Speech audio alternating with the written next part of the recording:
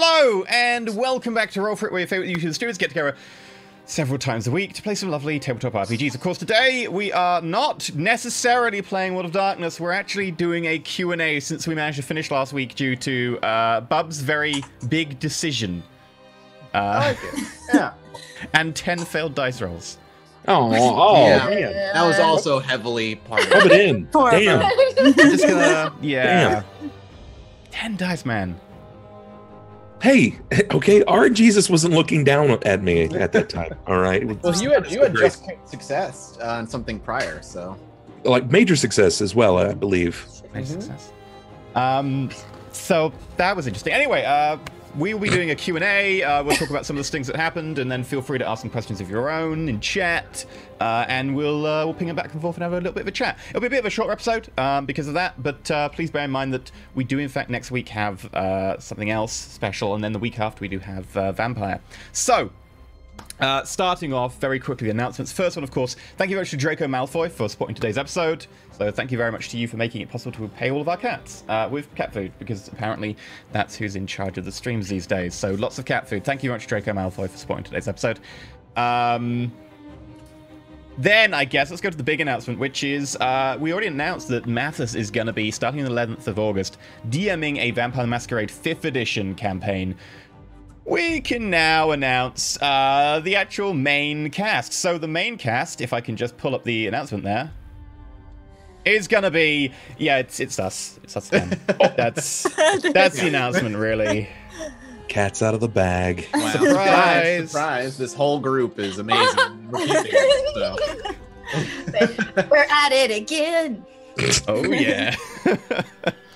So immediately after today's episode, we're going to go and chat some VTM stuff. It's going to be great. So it will be, of course, myself, Chelsea, Bub, and Tracy all playing some lovely vampires, and Mass is going to be putting us through the Ruining ringer. lives. Yeah, that, yeah. Yeah. It's what you pay me for. I think this time with our help, in fact. You know, the Yeah. whole vampire piece of that. We're It's not fun, just- man. I mean, like this time, okay? this Changeling, the whole Mortal campaign with Changeling is all about identity, and Vampire is very much the question of what does it mean to be human.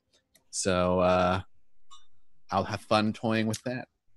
So there we go. Vampire Masquerade 5th edition, starting the 11th of August, same time, 6 p.m. BST, 10 a.m. PDT, here on Saturdays. So that'll be 11th going onwards. It's going to be a relatively long campaign, so enjoy that. It's going to be full length as opposed to a shorter one like we had for World of Darkness. I can't wait. I want to talk about character stuff, but we can't for like weeks. Yep, not yet. Yeah, other announcement is that next week, of course, we have a one-episode gap between beginning of VTM and today. So we're doing an epilogue kind of thing to the World of Darkness campaign we've just done. Unfortunately, Bub is busy at Gen Con. How dare you? How dare you, It's Bub? true. Sorry, I'm the worst person ever. Yeah. I even have look. See, I have a hat that says. I mean, that's true. That does not get you off the hook, mister. No, I'm just kidding. It does get you a good-looking hat, though. It does. It does. Yeah. Thank you. So we will be having Josh Gaming FTL is going to join us for that episode, and we're going to have him join. And he knows a lot about World of Darkness stuff as well, so that's going to be interesting. Yeah, I know. We've been chatting a little on the side about what he's going to be playing next week, so I'm very dear. excited to bring his character in for the session. Well, that's the thing that's going to be happening. So that will be next week, same time as normal, when we're doing a interesting I have no more information than epilogue. Yep, nothing. That's it. That's all That's I've it. got.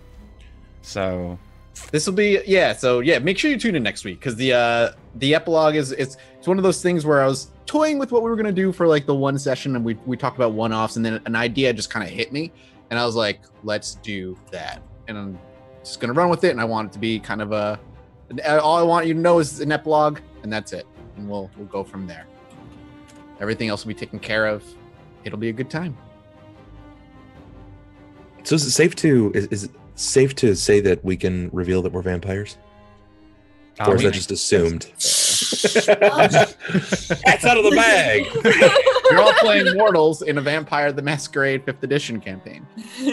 You are gonna play their food. Yeah, one episode. That's it. One, yeah, and you count it That's all every we get. episode. It's like rotating cast. I say each individual episode is a short story about your life leading up to your eventual feeding. The existential crisis wrapped in that somewhere. Every week knowing that it's going to end with close to your death, if not your death. What's the film with the guy who's got retrograde amnesia? So he keeps anterograde amnesia. So he keeps like it starts at the end of the film and then plays backwards. Memento. Yeah, do it like that because we always know the end. Like you're gonna die by getting killed by a vampire. So just like do it by that. Like every 30 minutes you go back and how did you become? That would be an interesting way to run a campaign where the first session is the last session, and then you work your way back. Yeah. You just Tarantino. It's like, and that's how the shit hit the fan. Right. Let me tell you how this is where we are now. And that's how I died. Record scratch. So you're wondering how I got here. Just being like killed by a vampire, like torn apart, blood everywhere. So you're wondering how I got here. This is the sort of stuff you can look forward to in today's random talk Q&A. Also, by the way, if you want to support the show, you can do so over at patreon.com/Roll4It. It allows us to pay our cats lovely amounts of cat food. There are lovely tiers and goals and stuff. Tiers and stuff involve Discord access, after shows, things like player sheets and information, GM sheets and information, including like GM polls and stuff. I still need to do one for this month, so that's going to be interesting. I have to get some ideas together. There's also stuff like you can have a pardon a game GM'd by one of the cast of Roll4It, which is all kinds of fun. And of course stuff like names and games, which tends to be my kill list for Layla, so that I have a load of students who die in awkward ways. If you want to support in a different way, you support over on Twitch. You get access to the VODs immediately before they go live on YouTube, because it takes some time to get them to YouTube. In addition, you get access to Discord as well, and you get access to some lovely emotes. And of course, you can tip and bit, which goes into the cup all the way down there in Physics Happens. Alternatively, if you want to let people know about the show, that is a lovely way to be able to support, just being able to spread the word, spread the love, and, for instance, retweet the announcement about Vampire the Masquerade. That is a great way to support the show, because people might be like, hey, I want to hear about these vampires, and what is a masquerade? And we'll be like, well, I have the show for you. So if you can retweet that, that'd be absolutely amazing. So thank you very much. I'm sure someone will very helpfully post that. There we go. Maggie's already posted it in chat. She's on the ball. Thank you very much, Maggie. So there we go. That's the announcements of today. That's all the shilling done. So let's dive into a Q&A discussion. Yeah, how about this? While we wait throw questions in chat or however you want to do it. But while we wait for questions to trickle, let me ask the four of you a question. I'm curious, for each individual one of you, if your characters had a turning point in this campaign, the point that you can look at and say, this changed my character forever, what was it? Whew. Oh, let me think. What was the decision or an experience that permanently changed your character's trajectory throughout the campaign and beyond? Ida giving over the girl to get murdered. That I was just gonna say. Think so? Yeah, because for Kara, that was the first time she really had to fight like that, and it was really scary, and it was just really intense. So she's never really experienced something like that before. So I think that was a really big moment. Handing over someone innocent. Yeah, and I like in that moment when it was happening, and I was like unsure if I should shoot or I wasn't successful regardless, but I was just like, I'm just gonna take the shot, I'm just gonna try it. I could have just like went along with it, but I feel like she didn't want that to happen, so she tried to stop it, and even like there was like moments of panic that she had, like when she threw the gun, and she's just like there's just like all these things going on in my head at that moment. So I think that was a big turning point. I think. Was that the only combat that we had all 6 sessions? I think so, right? I believe so. Official combat. Official, like rules based. Yeah. Didn't we roll like for initiative when we were chasing after the chase scene was initiative kind of based. Yeah, Bob wasn't there for that one, but that's that's right. Yeah. True enough. So I think there were 2 points for Darian. 2. So the first, and I feel like is the most obvious if you were there from the inception of the character, was Ida actually showing up at Darian's door. Episode 2? Yeah, where he was like, oh shit, it was real. no, like that moment where everyone starts showing up at his door and he's just like running around in his bathrobe and coffee. It's like, no, this can't be happening.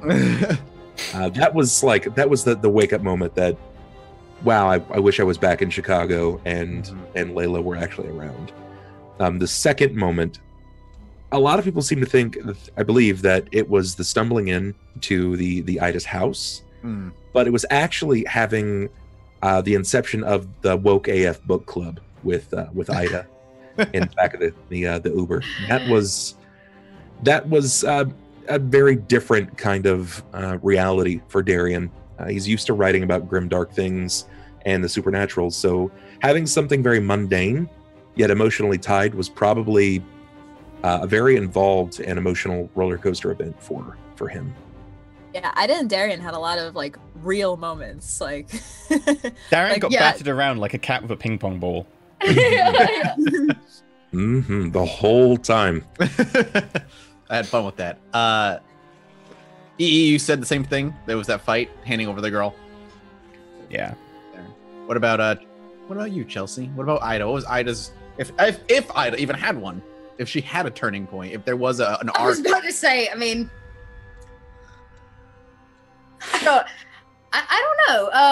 I would say those were two very important moments, but like giving the girl up for Ida wasn't a hard decision. Yeah. Right. Like, no, so sure. I think it was important for the story, but I don't think to Ida it was like we had to do. I feel like. Correct me if I'm wrong, but I feel like if Ida had a turning point at all, it was the very last session. Yeah, for sure. Where she realized what she was. Yeah, it answered everything. Like her whole life had been spent like trying to find answers for like to the fact that I am not crazy, right? Yeah. And it got to that point where she's like, look, I'm not crazy, but dear God, like maybe I would rather be insane and this not be real, Yeah. Yeah, that makes sense. I think that fits for where I would have thought each character would have had like a moment where things kind of like changed forever for them. So, I saw a question in chat. How close were they to killing? Well, I'm going to combine these two questions. How close were they from killing the wolf thing? And if they was though not werewolf, the Briar Wolf technically is what it was, meant to be killed? Could he have been killed and could the girl have been saved? They were about one hit away. They were about 2 HP left on him before he dropped. If Tracy had hit the gunshot, he would have dropped. Pretty much any next hit, he was going down. Was she meant to die? No. Actually, the plan was to fight. Unfortunately, dice didn't go in their favor, and you guys were on your wits' end as well. It was a very desperate fight between both groups, and while I did toy with the idea of letting her live after the taking away, it just didn't make sense. The Briar Wolf was desperate for food at that point, and at the same time, I really truly saw this as a moment to teach how unforgiving World of Darkness is. That this isn't D&D, that there isn't, going to be another chance to be the hero, that everything in this world is as ruthless or more ruthless than you'll ever be, as mortals at the very least. So, but they did have a chance to save her, and the story probably would have taken a different arc if she had lived and Matthew and Lilia had come back together. But it didn't happen that way, and I find it more interesting that it didn't happen that way, personally. I think it begs to ask the question, since we know that Matthew was pretty much like Billy Badass, he was capable of a lot of things. Hell, he made some trinket object thing and escaped into the mortal world, and he was capable of hunting us as fetchlings. Why didn't Lilia do anything to save herself? Because Lilia was a bit more torn up by the hedge than Matthew was. Her sanity was clinging on by a thread compared to Matthew, who, for one reason or another, didn't lose much of his sanity to the hedge itself. So the way the hedge works is thorns tear at you, and the thorns themselves physically do damage, but mostly what they're doing is ripping away your sanity and your soul. And Lilia had been more ripped apart by the hedge than that, and she was almost completely lost. Basically, the idea was, if you had rescued her, she would have been not useless, but it would have been very difficult to communicate with her for a very, very long time. Sure. Because she wasn't all there. And in that regard, you know, she was doing what she could do instinctually to keep herself safe in the world between worlds, but she wasn't fully mentally there anymore. Could Matthew have helped her? Yeah, if they had gotten together, Matthew would have been able to help Get her out.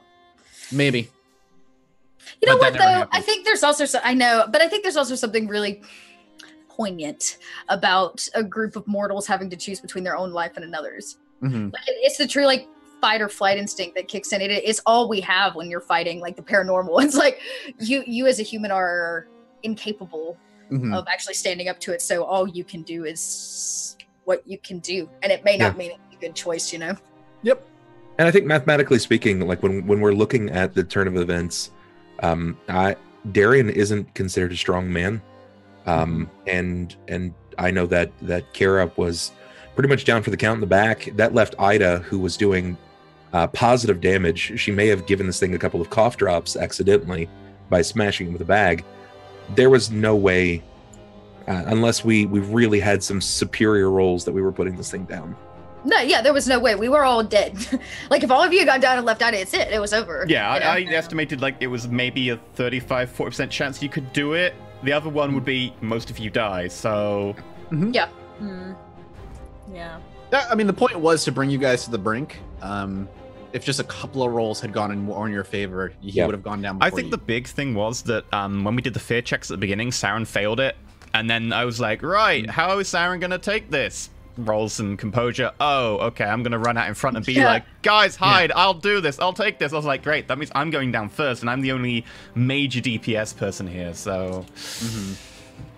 That's going to be painful. Can I pose a question to each of you? Yeah. Oh, goodness. What is something, as players, since I'm like a long-term GM myself, I often find myself asking, what is something that I could have done better, or that you could have done differently in your spotlight, in your moment? What is something that you feel like you could have done better as Ida or Saren or Kara, or even you, Mathis? What is something that you feel like if you had a chance to go back and redo it, you might have? I think for me, I'm hypercritical of everything I do. I feel look that. at every session, I'm like, I didn't like that, I didn't like I did that, I didn't like how I did that. And unlike you, Bub, I'm not a seasoned GM. I don't know if people know that. I have been GMing quote unquote regularly for the better part of a year, and that's about it. But you can tell there's passion there. You are very, very passionate about this, and it shines through in your work.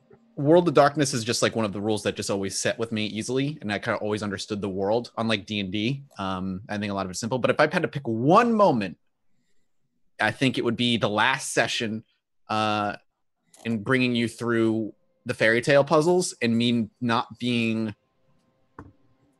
specific enough or too vague as to what you needed to get done to do it. And if I was to redo a part, it would be that part specifically, and maybe redescribe or try and either approach the puzzles that I was attempting to present differently, because I think there was some floundering just because I wasn't being very clear. I think part of that was that we were already like, oh my god, we're doing new characters. And that was like most of our brain power had been taken up by that. So we were like, puzzles? I'm confused. I think that was really good though, because we finally had an opportunity to puzzle solve without having all the pieces thrown at us. It gave us an opportunity to kind of look outside of our square space and find something that was broader. So we were really kind of drawing at straws, seeing which would work, but at the same time, it really kind of allowed us to flex our creativity. I think something for me is because I'm still new to World of Darkness, I feel like I didn't really use my character sheet much, and a lot of the things that I added, like the merits, and like I had inspiring. I feel like I was not very inspiring as a character. I don't know. Saren thinks you're inspiring. Of course. But I wanted to be more of like the one that keeps us all together, I guess. I guess that maybe I had a few times where I did that, but towards the end I was, Kara was all over the place. But yeah, I wanted to use more things on the character sheet, and I didn't. Even like specializations, like I had singing and a lot of other things that I specialized in, and I didn't really use that too much. Sure. So I thought maybe I could implement a lot more of the stuff on my character sheet in our sessions. But yeah, I think there are naturally like niche skills that true. get used more often than not in games like in Pathfinder or D&D. Perception or spot gets used probably 100 times more often than you'll see someone use like escape artist or perform. So well, I think too that has a lot to do with the game you're playing. Skills in a city are going to be super different than skills in like the burbs or the woods. I hate about 5th edition that dexterity is super overpowered and perception's way too good a pick. So dexterity seemed to go to like everything that we did in this, and I felt neutered because my character isn't naturally dexterous. So anything that required dexterity, I was like, oh, I'm gonna flounder so much. It was mostly any physical test we did, but yeah. We weren't very, very physical. I mean, you think things are strength though, right? Like if you... There were a few things like brawl. We did a lot of like combat based with strength, but it seemed like everything that we did physically did require dexterity. So, speaking of which, we can mention some of the changes in VTM 5th edition since the embargo's up. They've changed how it works, so that dexterity is now like your defense test. So you do an opposed roll. So dexterity is used to like dodge things.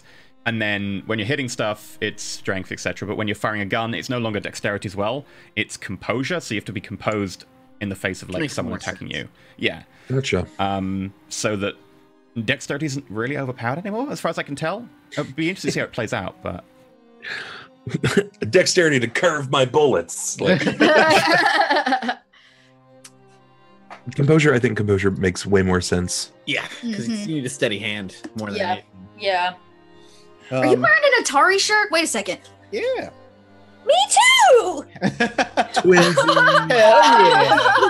Hot dog. No, I was going to say, there is one, I come from a background of theater, so you learn really quickly, like, you can't be super critical of yourself, because, like, every night's different. That's the joy of theater, right? It's like a new snow every night, right? But there is one moment that I was just there was a part of me that was just so angry at you.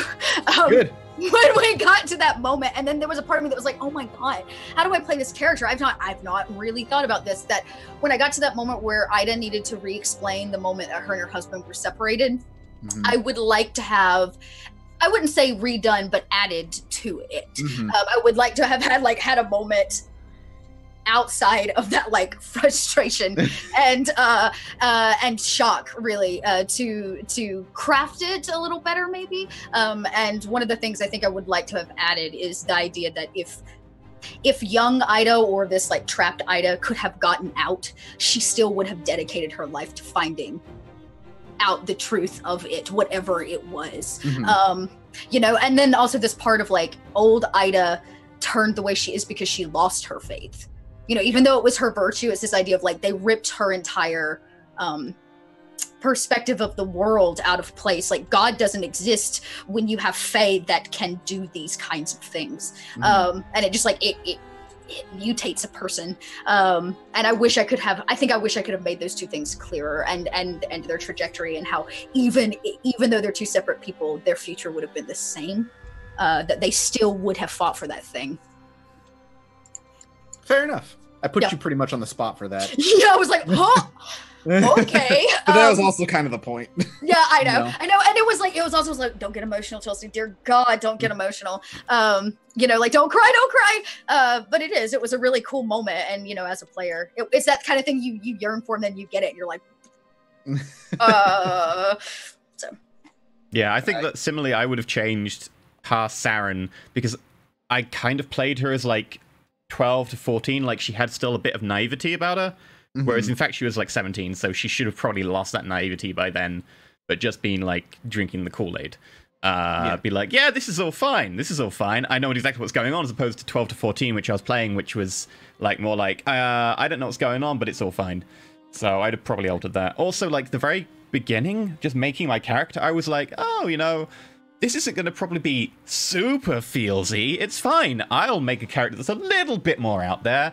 And then we got into it, and I was like, wow, actually, this is really good roleplay. I kind of regret that a little bit now. Maybe everything should be just less out there and, like, a slightly more grounded crap. No, I thought Saren was good though, because like she had a pretty dark past, so that really, you know, came out towards the end there too. Just talking about like your mother and all that. I was like, man, like that was really deep. I don't know. Yeah. She was so perpendicular to my character in a lot of ways. I was just like, how do I communicate with this vibrant fire that is before me? I want to find some way to shape it into my life, but we come from such a very different background. Oh, she sprawled across Ida's table. Next song. Oh man, David. I was talking to Tracy afterwards about that, and we were like, "This was so good, but we feel so bad about it." Yeah. That's what makes a good World of Darkness RP. Yeah. It was good. I think for me, it was building my character to be to act a certain way in some scenarios, to take some of my, let's see, they were, I keep calling them perks, but in the character sheet, Merits? Yeah. Yes, my merits, I feel like they oftentimes didn't come into play with my specializations. Mm-hmm. So I like the fame was like, it was nothing. Like I don't feel like I got to use that, and that's largely on me. I didn't put myself in any scenarios where I really could use that. Also ripping you out of scenarios that would have let that happen. So, and I took like charming for persuasion and everybody's friend. There were only a handful of situations where I felt like I could use that, and maybe I should have realized going in, knowing that this wasn't going to be some kind of mortal. It's like I'm walking through a supermarket and I'm like, oh hey, that's a fan. Let me sign your. No, I should have realized going into this, it's World of Darkness. It's going to be very grim, dark, and it's also 6 to 7 episodes. So Right. you know, time where you're wandering in the town and stuff is going to be minimal, as things have to keep you kind of focused. That's interesting then, since like a lot of us have said that we didn't use certain merits. Like, what do people not use out of their merits list? Like, Something to keep in mind too, and it's a rule that World of Darkness kind of has in their books, is like, only make the players roll their skills if you feel that their role play isn't sufficient enough. Yeah. To make it. So a lot of it is like, okay. I didn't have you roll your merits and stuff because I thought you guys were doing a well enough job portraying what you were trying to do on your own. So I actually think that Ida used pretty much all her merits, because I had danger sense, holistic awareness, and unseen sense. So the two senses definitely got used pretty frequently, but the I don't know that I like. Oh, I actually think I did roll a couple times because I had to add those die. I think holistic awareness didn't get used quite as much, but it wasn't. I don't think it was that kind of game. There were also quite a few times that you were asking to use them too, and I think that's something that I could have done as well. I could have asked to use them more often. Yeah, I had eidetic memory. Yeah, which probably could have been useful in some scenarios, and I just that would have been good for the last episode. That contract, just be like, I know that contract. Yeah. Oh wait, could that? I also you have a photographic memory. You could have been like, boom, I know that contract. I know, and his name. Oh damn. Yeah. Oh. I mean, he'd have then wiped your memory, like that was his thing. They but would have, though. Maybe it could have been used. You never know. Right. We'll see. No. Oh man! Wow. Now I feel really, really bad that I couldn't have used that. It's also a new system, right? So like when and how and these things work is just something. It's not like D&D that all of us have been playing for over a decade or so. For a lot of us, where I know what skills are useful in most campaigns and I know which ones to pick. You're kind of just building a mortal character in a rule system you don't know. I saw a question that said, what is the RP moment you are all most proud of in this campaign? I don't necessarily know if it was proud of, but for revealing moments, which gave you a bit more of an idea of Darian as an emotional figure, was very, I feel like, obviously, again, it was in the back of the Uber with Ida. That's something that I like to build on with my characters, is making them tangible and believable. And loneliness is something that I feel like a lot of people face in their life. And that was something that was obviously a problem. Imagine a writer, an author, being alone. He's single, in his late 20s, early 30s. I mean, that's probably something that he struggles with. Myself, at times, I've surrounded myself with many people, and that's still something that I struggle with. So I made it very real for my character, and that was that moment for me. Yeah, I would say that's one of the most realistic role plays I've had in a really, really long time in a campaign. That moment where things are just like clicking and you're telling story and you're telling it from your character's perspective in such a way that like you feel like you're part of the world. But I, as a role player, really love those moments where you can bring your own like personal, like even outside the character, like as a player, Chelsea can bring personal aspects to it. So like the story about the elephant that I told, my grandmother actually used to tell me that story. As somebody that deals with that anxiety and the weight of the world, which we all do, my grandmother used to tell me that story. And so it was like that moment where I was like, I can use this, you know, and it's so realistic because it is realistic. And there's something that I too, Bub, found about that was really cool. Yeah. Also, this campaign was one of the first times that I've ever gotten a really good reveal. When they found the picture or the album and Ida's. Yeah, that was one of the first times in a campaign I've ever had that moment of like, that was, none of you know this. Yeah, it was, because I had been like simmering on it. I was like, it's just a thing.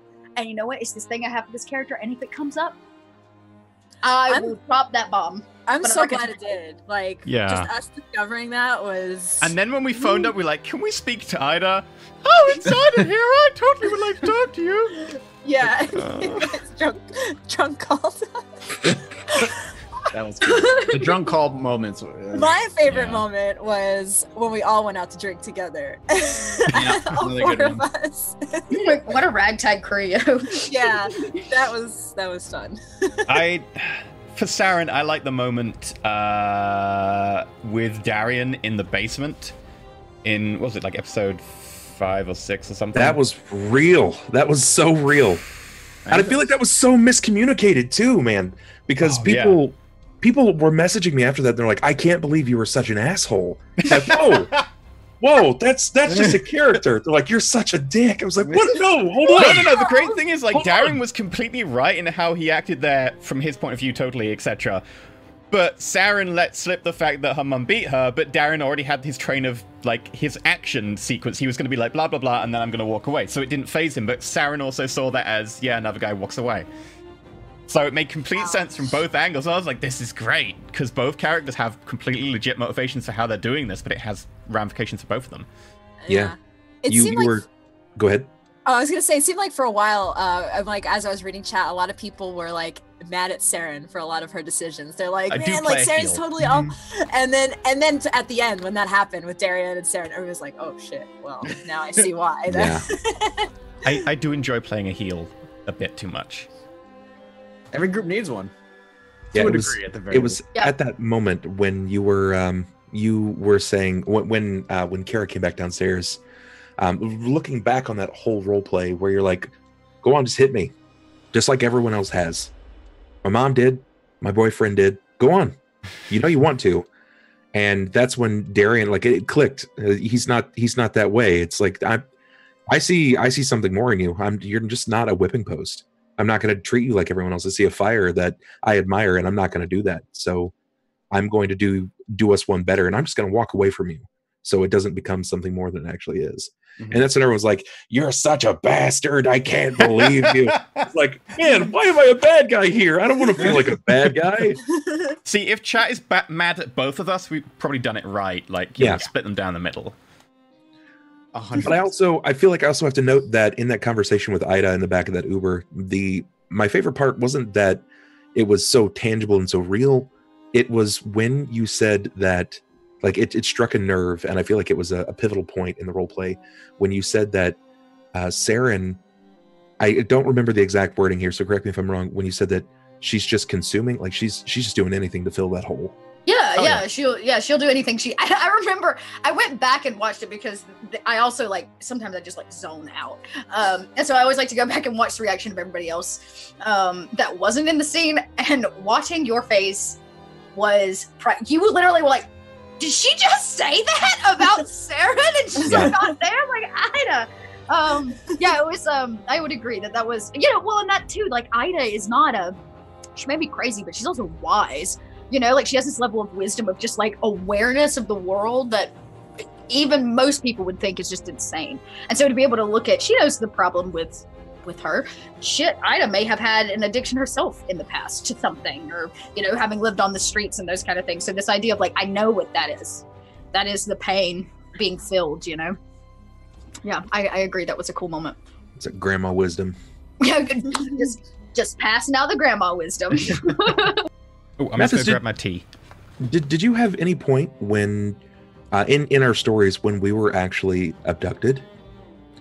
In my mind, yes. Because I would like to know. Darian was abducted shortly after moving to Madison, so weeks ago. Okay, all right. So Layla wasn't just some fever dream that was a fetch idea. It was actually part of Darian. Okay, gotcha. Darian was the new toy. You arrived in Madison right around the 1-year anniversary of Matt and Lilia disappearing, which is the contract. Once a year, they come by and scoop up people they want. And you were the most creative one in the bunch for them, and they, or at least he, took you. Everybody disappeared at different points in time. Saren, like I said, disappeared while on Trek, and this had nothing to do with Madison. It was just they just wanted her. Kara disappeared probably a few years back when she moved to Madison to teach, and Ida disappeared at the church, not in Madison, outside of it. So some of it was Madison, some of it wasn't, but that's the thing with the Fae can just kind of go wherever they want. Yeah. They have the world at their disposal to travel, so. Another question. Were we actually at in the story, were we actually at the hospital, or was that just like a dream? Which time? Anytime that we were at the hospital. Yeah, Were we at? Okay. So with the Matthew one, yes, you were there. Yes. But and like you were there. When Saren and myself, when we were at the hospital, when we were actually in there, did they not run any tests on? Is there no tells? Like not to Immortal. No, like X-ray or anything like that. It's like there's just a bunch of sticks in there. No, you bleed. You look like you have bones. You look human to everybody. You lose lives. You can get sick and all this other nonsense. Fetches are to everybody, but the Fae and even to changelings are human. Fetches are wild. Perfect copies. That's nuts. Because like true Fae, they believe they created the world, right? Or at least they say they created the world. So the lore is that the mortal world and the Fae world were actually just one at one point. Mortals lived among tales and Fae and magic, and then something happened that rifted the two, and the hedge came into the middle of them. And then there's the courts and their wars that they had in Arcadia and the dreaming, and then the mortal world was just kind of left behind. So yeah, they were around, and yeah, there's stories of like, well, the Fae just made everything happen because they're that goddamn powerful. They created the world, and that's kind of left up in the air of like, yeah, that makes sense, but also who knows? So, who knows? I may have spent a lot of time on the White Wolf wiki in the last week, reading up on Changeling. Mostly vampire, but then it devolved into Changeling, the background thing, the worm, the beast, etc. Yeah. Wow. There's a lot, and depending if you're reading on like Changeling the Lost or Changeling the one before the Lost, I can't remember what that rule system is. The Found. Could there? the Lost and the Found, yes. Could there have been any other creatures that we could have run into? Oh yeah, there's all kinds of things you can run into in the hedge. A lot of it's like you don't want to run into it because as mortals you'll just die. Right. So, like my pool of enemies that you could have run into was much more limited. But yeah, there's all kinds of things you can run into that are weird looking. Goblins, goblin towns. Folds, like that kind of stuff. Okay. Like that's stuff that I planned on having you run into, but things went askew, and I'm not going to stop you from going the direction you guys want to go. But that would have been fun too, because Matthew knew that we were fetches. Did the Briar Wolf know that we were fetches? No. Oh. He did not. Interesting. They'd be disappointed if they tried to eat us. Be like, nom, nom, nom. Oh, that's a twig. He would have been very let down. Yeah. Yeah. He would not have been sated. Or maybe he would have. Who knows? Yeah, so can a fetch be embraced? That's a good question. My gut says no. Yeah, I'd assume not, right? However, Fey blood and Changeling blood is Can a fetch, what does that mean? Can a fetch be embraced? Oh, embrace means turned into a vampire. Oh, okay. Fetch be turned into a vampire. Okay. Sorry. Yeah, but Fey blood or blood of the Fey in any way, Changeling and the like, is like a hot commodity among vampires. It's incredibly rare, it's incredibly powerful, and it is delicious as hell. Would we be treated as Fey-blooded? Changelings? Fetchlings. Oh, no. Fetchlings, you just would have been treated. I generally don't know the rule behind what happens if a vampire tries to feed off a fetch. I don't know. I'd have to look. I don't know if they'd even get sated. I imagine they might. Maybe. Yeah. But other than that, yeah, Fey blood in general is brings a lot of benefits if a vampire can get their hands on them. Gotcha. I'm gonna note that on my character sheet. Yeah, I would have changed. Yeah, I've seen this asked a couple times, so I'm curious to ask you. We might have talked about it in the post show last week, but was there a moment where you guys were tough on what you wanted to do on the last episode?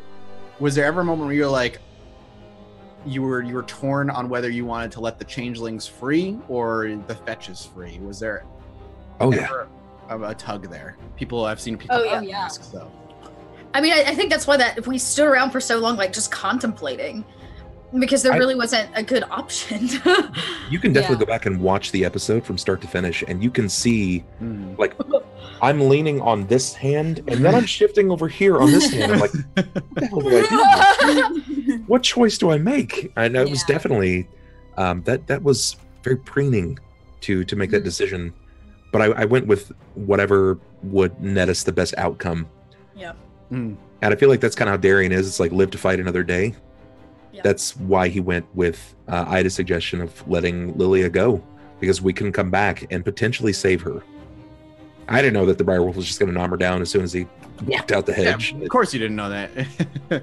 Yeah, one of those things too, like I tried to play Ida in that way where it's always like there's always tomorrow. Like take it from the woman who's lost an eye and is still you know what I mean? Like there's always tomorrow. Like we can make this right. We don't have to do it like right now. And I think that I skewed faith almost to be a little bit more hope in that versus like actual faith or belief in something, because Ida's lost all that. But yeah, that was yeah, I'm glad you remembered that. That's interesting. That's opposite of Saren, because Saren is that tomorrow doesn't matter.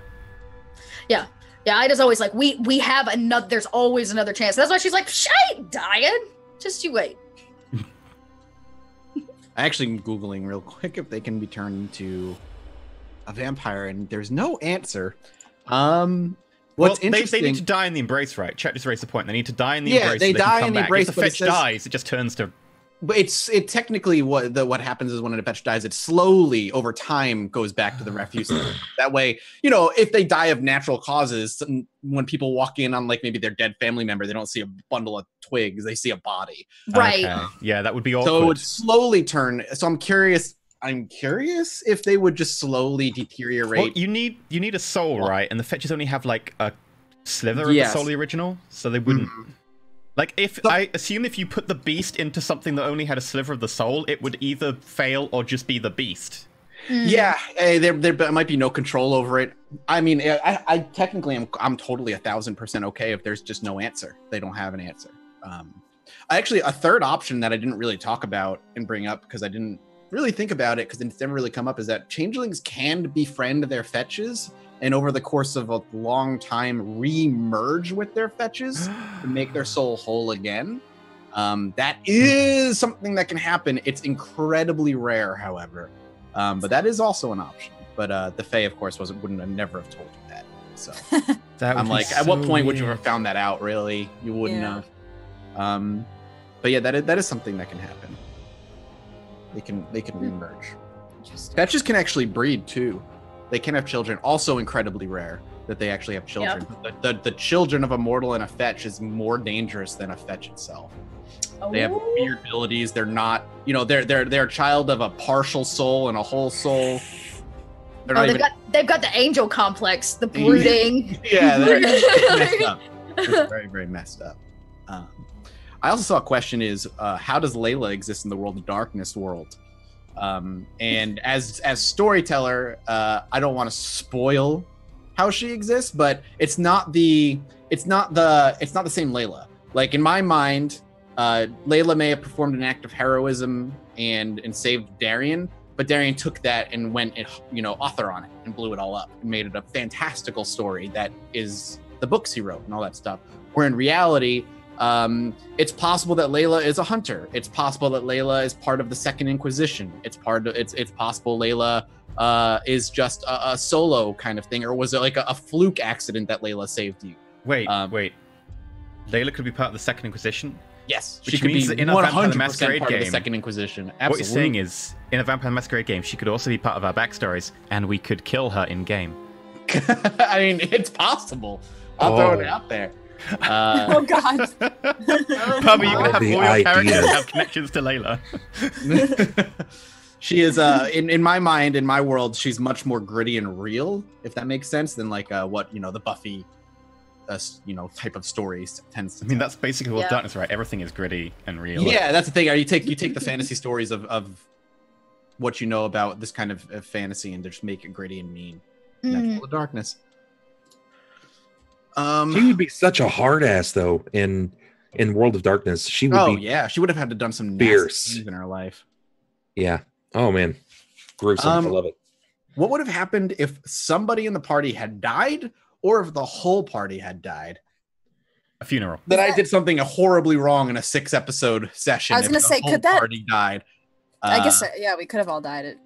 I mean, anything's possible, but could that have realistically happened? One person, yes. The whole party, unlikely, because I just feel like that would have been bad on my part. I can imagine the only fight we had was the Direwolves, and the Direwolf would have been like, look, I killed someone, I'm going to just take the corpse and nom down somewhere else. Yeah. So I'd say if the whole party died, that would have been the end of the game. Because that the plot revolves around the four of you and your weird connection to everything that's happening here. If one of the party died, however, I think the character could have been replaced by somebody who has been following clues to what's going on in Madison for quite some time or something along those lines. Actually, so that's an interesting question. So when Lilia died, when Matthew killed Lilia, we saw that she turned into a bunch of twigs and stuff like that. Say like Saren had died during that fight because she was like knocked out. Would we have saw her turn into a bunch of twigs and stuff? No, because the reason that Lilia turned instantly was because Matt was using changeling powers to fast forward to kind of push forward the process and kind of reveal and DM like a DM sprinkle of like, hey, just so you know, right. You need this for plot reasons, but I've got powers to do it. Yeah, a lot of like a mix of his word ability plus the fact that it just needs to happen. For you guys, if Darian and Saren had died, it would have been a long time before their bodies. Can you imagine how awkward it would have been if that power didn't go off? Because he'd have stabbed her, she'd have fell over dead, not turned into leaves, and then Saren was like holding a gun, just bam. Okay, well that's 2 dead people. Now we've got 2 dead children in front of us. Balls. Yeah, you could have killed Matthew too. Like Matthew has abilities and he's strong, but changelings are probably the one of the maybe 2 supernaturals rather that mortals with preparation or can just outnumber and overpower. What's the other one? Vampires being another one. Ah, okay. Young vampires. What happened in that last episode then when Saren, when she shot herself and she immediately turned to twigs, right? To twigs. Well, he went like this, boop, and turned her to twigs. Ah, gotcha. That's right. I missed that. Yeah, I missed that. The changeling was getting annoyed with Saren's garbage and was like, "You're right, stop it." Just like turn you to twigs, bring you back. Then she charged again. He turned her to twigs again. And I was like, "I'm leaving you there this time. Stay. You're just gonna stay a pile of twigs until I'm ready to bring you back." I needed you to get rid of the car keys. I know you needed me to get rid of the car keys. Did you see through that immediately? Nope. I did not. It took me probably like hobbits. He probably I started catching on when he kept fucking incessantly repeating it, and I'm like, keep saying it over and over again because the car detail never really was something that I paid much attention to. So it wasn't something that I was like, oh, I see what he's doing. It took him, and it was like once I realized it in my mind, I was like, oh, I could make him roll for it, but he's being kind of tricksy, and I like it. I'm not gonna, and I didn't catch it right away, so I'm just gonna let him have it. Like, well, Sure. You outfought me, and in the Fae would probably don't care enough about it. So yeah, did Layla ever receive Darian's call? Good question. I'm not answering that. There's a lot of things there's a few questions that people are throwing out there that I can't answer because if potential season 2 rolls around for one reason or another, we can revisit certain things. So I love these characters. I would revisit these characters in a heartbeat. I love all 4 of these characters, and I love their chemistry together. So and a lot of that obviously is a player, which is why I'm so very excited that the 4 of you are going to be vampires together too, because I think you guys will all click. We've all got such great ideas for our vampires. Can't say any more. Yeah. No. So I've got to ask, EE, out of curiosity, did I help establish universal ties, or did I ruin the potential by making Layla into a novel? No, and it's great. establishing It's link. great. You pretty much single-handedly started a fire out of what was a spark before of people being like, I wonder if the universes are connected. And now people are just like, right, how are they connected? People have intricate plot diagrams and webs. People think that the Layla books, so the Layla RPG show is the book that Darian wrote. So how is everything else connected? And they started trying to tie them in, right, well, My Little Pony is obviously a TV show in this universe, and that is so on, and it's all wacky and weird. 40,000 years in the future, Layla is actually just the Warhammer 40k Dark Heresy thing we did, because Robert is definitely the God Emperor of Mankind for some reason. I'm not exactly sure on that one, but there is apparently a reason.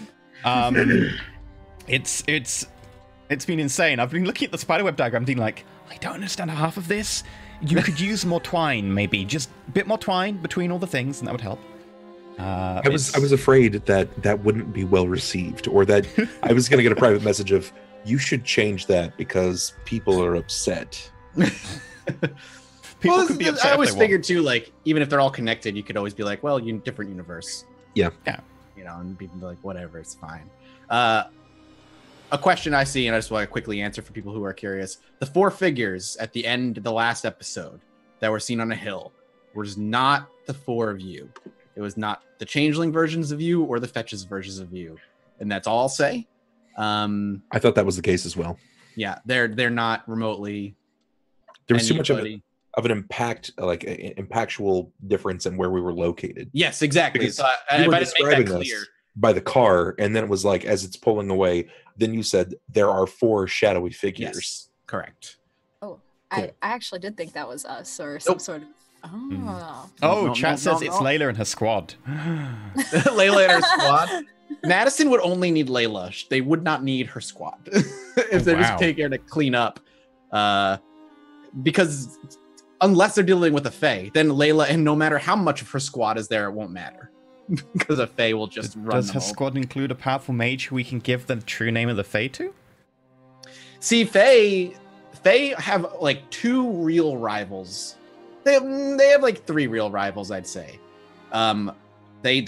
Mummy could wipe them probably pretty easily, just because of how Mummy's power levels work. Beast demons are also ones that could fight them pretty well, and a very powerful mage could probably take on a Fae.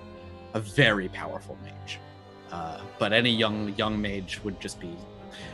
The thing with a young mage is something I would love to run to. Is the thing with mage is that young mages, their biggest threat is themselves, and not understanding their own power and not understanding how to control it. Because the way mage is written and the way mages, the rules for mage are done is that magic is incredibly vaguely described on purpose so that it can fit whatever need you're trying for it to fit. And then it's up to your rolls to determine how well it achieves what you're trying to have it achieve. It's a bit like wild magic in a weird way from D&D, except less rules than wild magic, which is saying something. That's a wild statement in and of itself. Yeah. I was Magic reading is into like the mage stuff, and I was like, this is really arbitrary. interesting because isn't it something like it's formed from the collective unconsciousness of everyone who dreams? Yep. And if That's a mortal awesome. who is not, and if mortal is not a mortal who is not a mage witnesses magic happen, rift in reality tends to rip itself open, and things tend to crawl out of it. Yeah, they've got to be able to justify it in some way. Like, Yeah, they have to be able to subconsciously. logically brush away the magic, or their mind breaks and rifts open in the world. Mm. When mages duel, a lot of the time they go to a plane. They just go to a different plane of existence, so they don't fight amongst mortals. It's like the mirror dimension. Yeah, exactly. Sane. In chat, mortals can break magic by thinking about it too hard. That is correct. That is that is mage in a nutshell. Like, mage breaks when you think too hard about it. Like, just let it go. Wasn't there like I'm gonna pick up the second edition, the re-release of Mage the Ascension. Very excited for it. It's already out, but I'm gonna grab it. Wasn't there like a long-term project by some like mage people to try and make people's thinking more rigid so that there'd be less power or something for something? Or Something like that, I'm sure. Mage lore, I have a broad understanding of, but because I've run like a mage game in my life, I don't understand all of the lore. I would need to reread the book. It's been a long time. And the rule system I read was Mage the Awakening. The one I want to run is Mage the Ascension, which is considered by and large the better of the two rule systems. Okay. It makes me wonder what mages think of people like Copperfield and like David Blaine. Like charlatans, the whole lot. They're just trying to earn some money. Mage is great. I love Mage as a theme, like as just an atmosphere. You know, that Dresden Files, but way grittier. I've been marathoning the Dresden File books recently. I'm just onto like books 8 or something. Yeah, and it's good stuff. Yeah, I have all the books for it, the RPG books for it, but I don't know. Good. I don't know. I've never got a chance to play it. I looked at the Everybody's book, like, I don't know if I want to run that. The rating, like for the books and stuff, the RPG was like it's bearable, and I was like, eh. Just run Dresden in a mage and using the White Wolf system. That's what I was thinking. I was like, that would work better. One of the big things I really like that I read about mages recently, and again, talking about VTM 5th edition, is that the mages actually beat one of the third generation progenitors for the Ravnos, because the Ravnos basically had their Gehenna thing happen recently-ish. It doesn't give a proper time, and their progenitor like appeared and started trashing everything in India, and then called all of the Ravnos like clan to them, and then mostly ate them. Was being fought like by many really powerful people and stuff, and they all got murdered. And then eventually the technocracy show up, one of the powerful mage factions, and are like, right, okay, satellites with giant lenses and mirrors, and then they just burn him like with powerful sunlight, and eventually he goes down. But it basically wipes out almost the Ravnos clan. They're basically like a bloodline now. There's only like handfuls left, and I was like, that's really cool. Fucking love where lore in fifth is. Requiem was meh as far as lore is concerned, but what they've done with fifth and how they've kind of pushed the Masquerade forward is great. I really do you want to talk about what 5th edition does to the Requiem and like what the changes are and the best things in your view? Because I'm sure people are really interested, considering we're doing VTM in like 2 weeks, and I know we've got a few like hardcore VTM fans in chat. I'll just say what I've said before about what I like about it so far. Well, one of the big things I like is that VTM 5th makes an effort to add depth to their rule system compared to Masquerade and especially Requiem. Requiem in that 2004 release of World of Darkness rules really tried to simplify and just mainline a lot of things. And they ripped away a lot of the depth that VTM had in the past. That gets reintroduced in VTM and then some. So what I really love is the hunger dice, for one, that constant presence of the need to feed and represented in a way that makes sense and doesn't feel necessarily like a forced mechanic.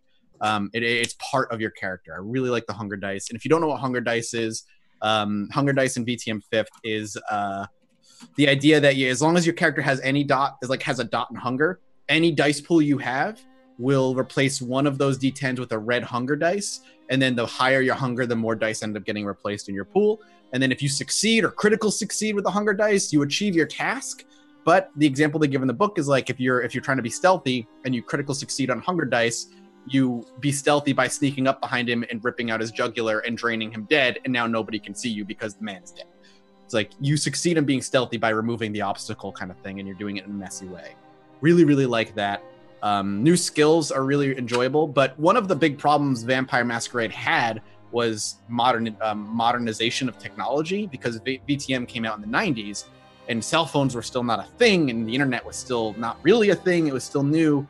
So the transfer of going into that into a modern era, it's like, well, how do vampires deal with this? And they never really answered that question. It gets a little bit towards like, with the intrigue and social stealth and stuff, you start moving towards a bit too much towards Shadowrun sort of territory where you're like, right, equipment, stuff, technology.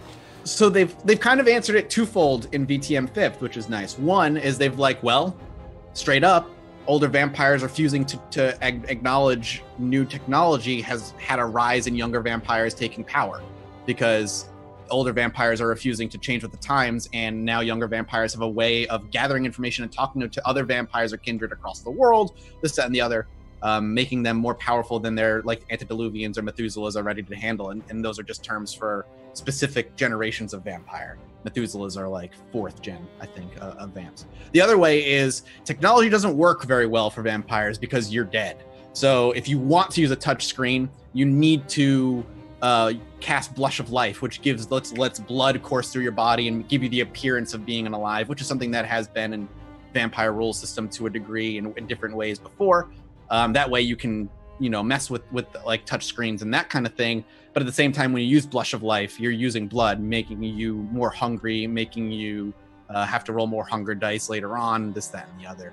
And on top of that, technology in vampire world is being heavily watched by the Second Inquisition and those who know vampires exist and know where they are. And so they're constantly being watched by governments. And if you do anything that gives away, older vampires are likely to just kill you instead, because you're bringing attention to their city that they don't want.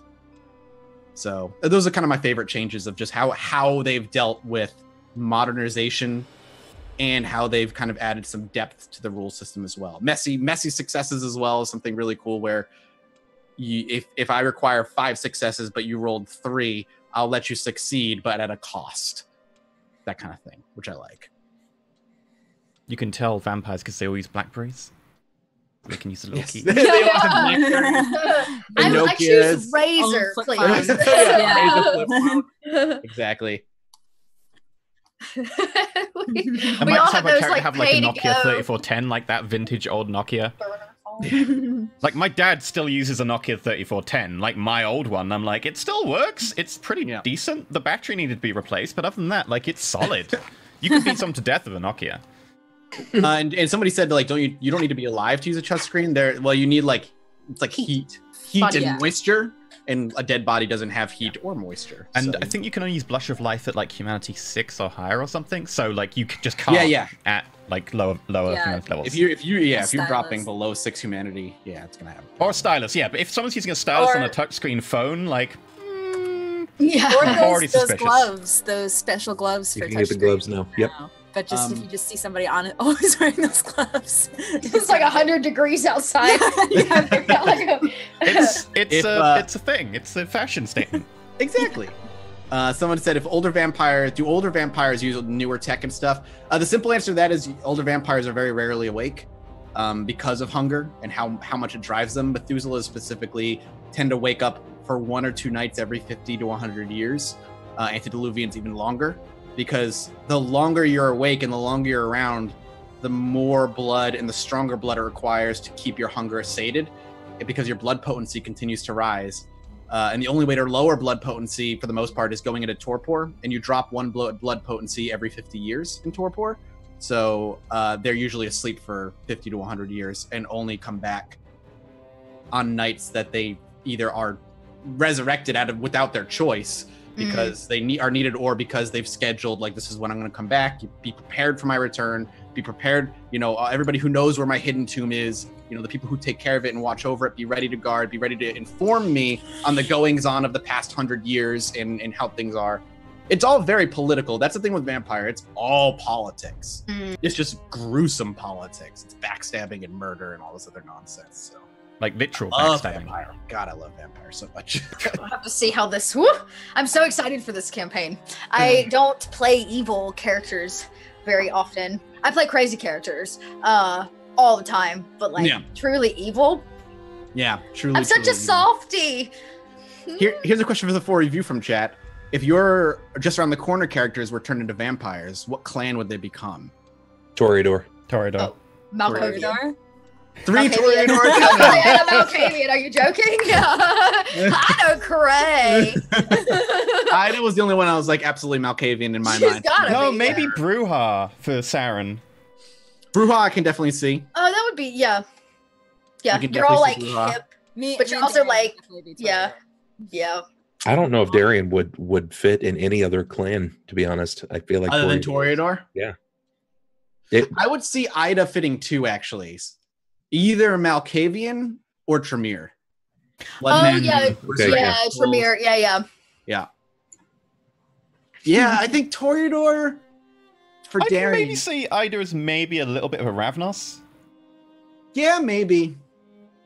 None of you are Zamichi though. Have you read about Zamichi yet? Oh, those are the flesh shapers. I haven't. Yeah, they're the flesh shapers. They're the fucked up, like they'll Yeah, turn you Yeah, into they flesh. basically like bastardized the protean thing. So instead of being able to change your form into other things, they're just like, instead of changing my form into other things, what if I just change my form into whatever the hell I like? What if I just turn my victims into like flesh lamps? Ooh, okay. I So need a new they're set your of typical curtains. serial killer.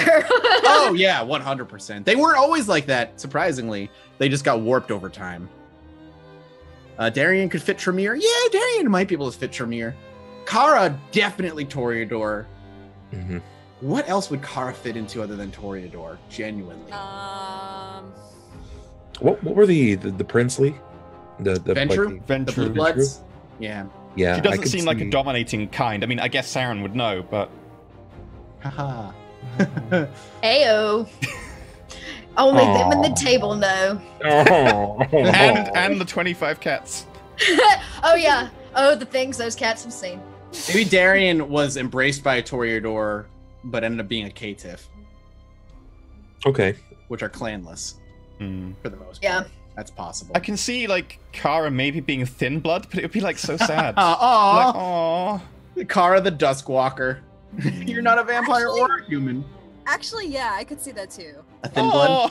Yeah. My heart. My heart. I begs to ask the question simply because I'm a huge comic book nerd. Where would Blade fit in this world? Is he's just a quote unquote thin blood? Blade, technically, he's like, I would guess I would make him a thin blood hunter. Yeah. I'd probably do a weird mix of like thin blood rules because he can walk around in daylight to a degree anyway. And I would just grab Hunter and make him the most prepped thin blood of all time. Yeah. But Blade is a full, yeah. That's an interesting question. Yeah, I'm curious what chat might fit Blade into.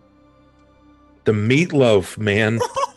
the meatloaf. Oh, I gotta say, I'm One of making my a tattoo of meatloaf just for a minute. Just Darren has a really funny. One of my favorite things I think, Bub, that you did for Darren is when he was really nervous when he would start narrating what was going on. That was just so great for the character. I loved it. It was hilarious. Meatloaf. and just a lot of his like breakdown moments were just so funny. that was I loved one it. of my favorite session ones I've ever DM'd ever. Oh God. I Yeah. threw, if you guys don't know chat anyway, because I know only EE probably knows about him, Scott, Daleric on YouTube and one of my best friends. I've DM'd with him. I've played D&D with him for almost 20 years. He is the DM I use as inspiration to how I DM for the most part.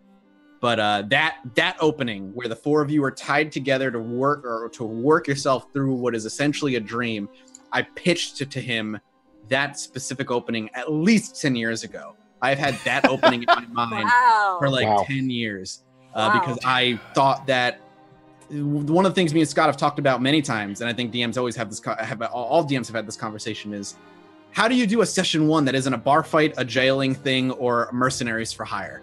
Like, how do you Right. bring together four people who know nothing about each other and make them have a common cause. And my initial concept of the dream actually was in D&D, where this magician was what they were doing. This wizard was looking for somebody to hire for a very important job, and the way he was trying people out was inducing them all into dreams and forcing them to work together in a dream without them knowing who each other is in the dream. And then after you complete the task, you all wake up and have memories of being like, oh yeah, we all applied for this was our trial. So like I just took that kind of concept and just warped it for this, because I liked it a lot. Yeah, that was probably, I don't know, the second to last episode I really loved, but that first episode was, going back, that was really one of my favorite episodes. I think it let each of our characters shine in their own like ways. Yes, so you learned a lot about us very quickly. Yep. All of our dream sequences were so cool. I think we also learned a lot about the world and the tone very quickly. I think that they just set the stage so perfectly at the same time as doing the character team combination really quick as well. Like it hit every nail that needed to hit bang on. That session, not to peek behind the DM curtain too much, but that session in particular, first of all, every single week I was deadly afraid that it was never going to be as good as the week before. And I was like, this is the week where everything was crashing down. But that session in particular, all I knew going into was like, you're all going to be in a dream and you all need to work your way through it. I don't know what the puzzles are going to be until I started just talking. And I was like, that's a huge fear though. As a DM, and you will almost never get over that. Like the next session won't. The next session will not own up to it. Yeah, I'm already panicking about Vampire. I'm like, first session is never going to be the same as the last one. I have no doubt. I have to keep reminding myself, is like, it's different flavors, and people have to just be ready for. It's also slower burn as well. Oh, way slower burn. Yeah. I have no doubt that you'll be able to.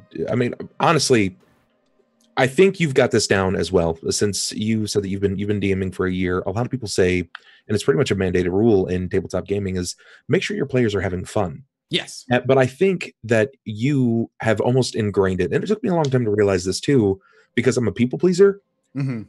You have to make sure as a DM or GM or storyteller that you are having fun, and I can see you having fun with it as well. Oh yeah, I had a blast. While I say I've only been DMing for a year, I more specifically mean I've been DMing regularly for a year. Yeah. I have DM'd, of course, intermittently throughout the 2 decades I've been playing tabletop. Sure. So it's not like I was like, I'm brand new, but... I'm guessing you have a lot more time playing than you do actually. Oh, God. Fuck yeah. I have like my longest campaign is as a player is 6 years. What? And it ended. That's awesome. Like, we started and we awesome. Finished. Like we went from level 1, it was Eberron, from level 1 to nice. Level 17 is where we ended. That's gross.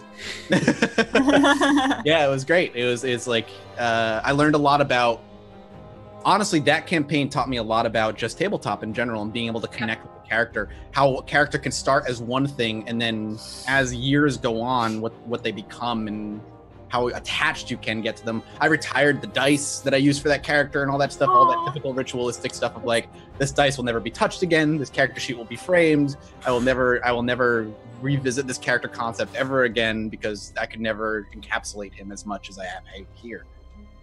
That's cool. What's your longest campaign as players that you've ever played in? I'm curious. So mine is like 5 or 6 years for one character, or one campaign. Maybe you lost a character. I'm curious. Our current work D&D campaign is 1.5 years now, and it's been awesome. It's great. Yep.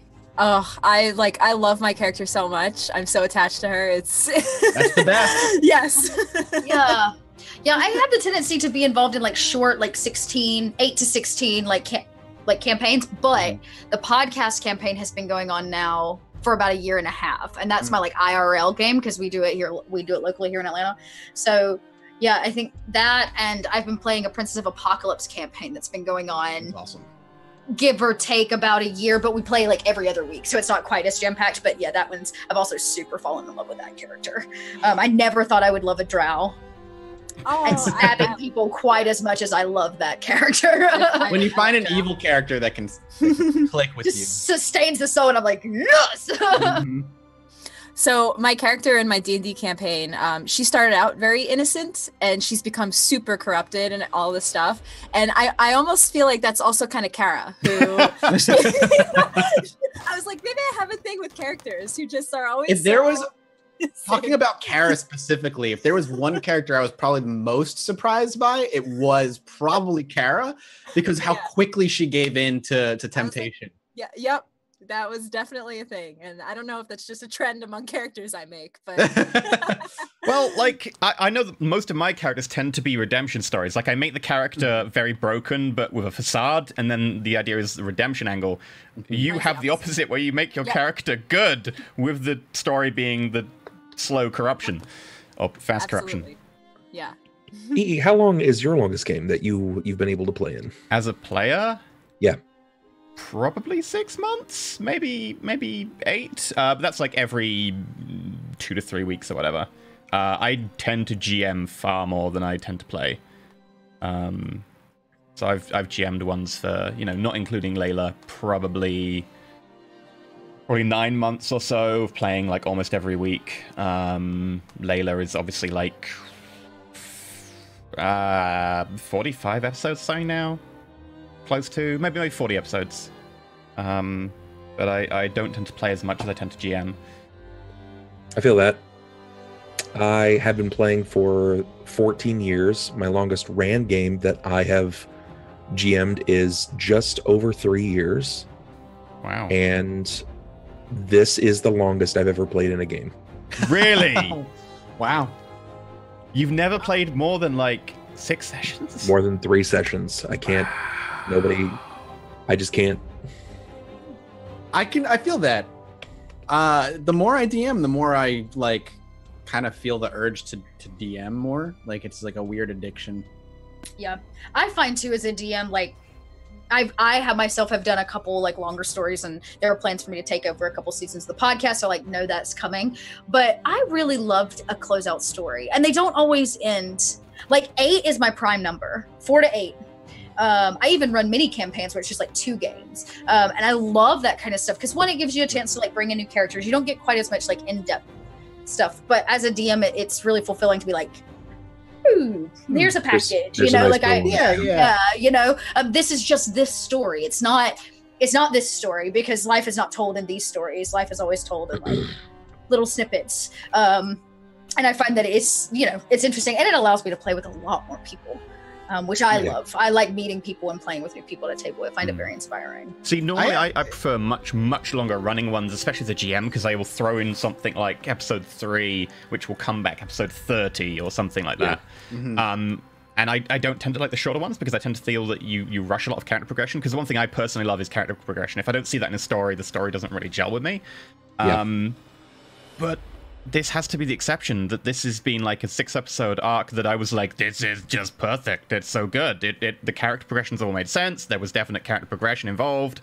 It was glorious. Admittedly, I've loved it as well, but I'm really looking forward to, for lack of a better series of words or sentence, sink my teeth into. I think this is going to fit.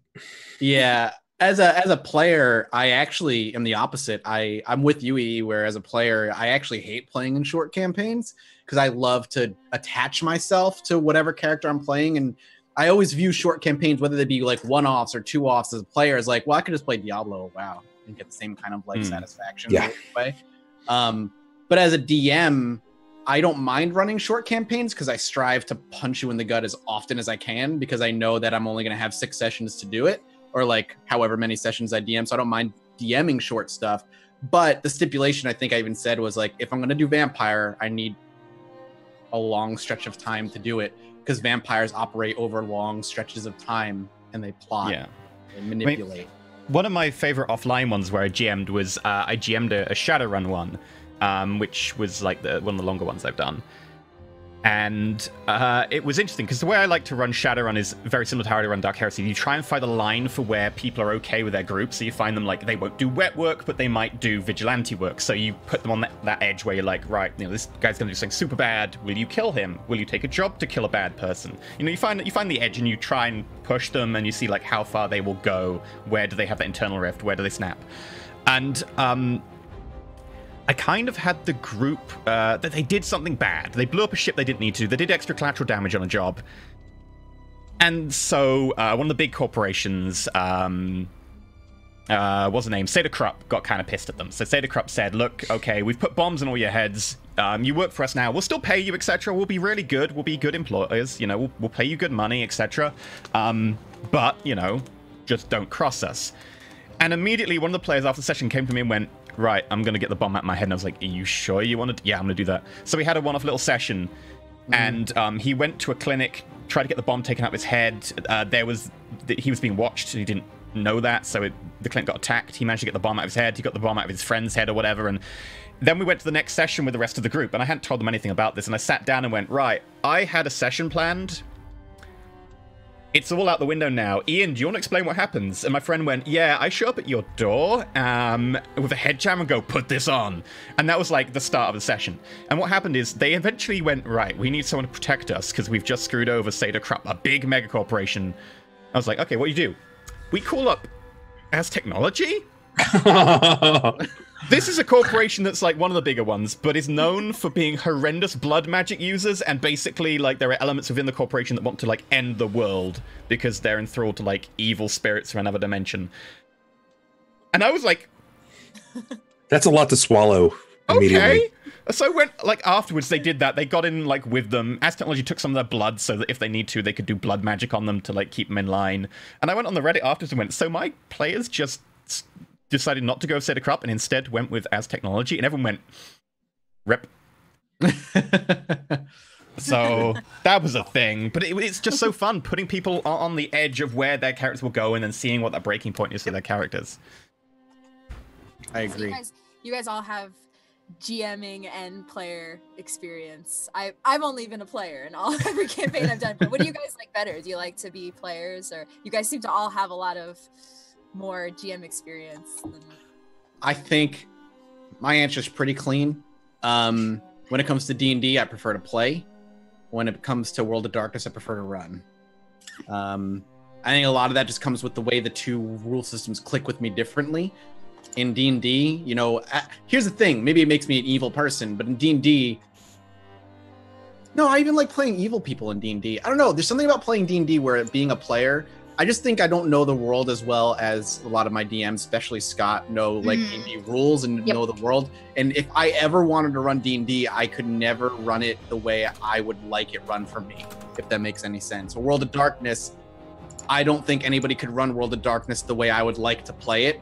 And the way I would like to play it is the way I run it. So, yeah, I have the same thing about Shadowrun and, to an extent, Dark Heresy. That makes sense. Yeah. I think it's a really muddy answer, but I started GMing because I didn't like any of the stories that were being told. I didn't like the tale, or the rules were crunchy, or somebody had something that just didn't really sit with me, so I started running myself. But I liken a lot of my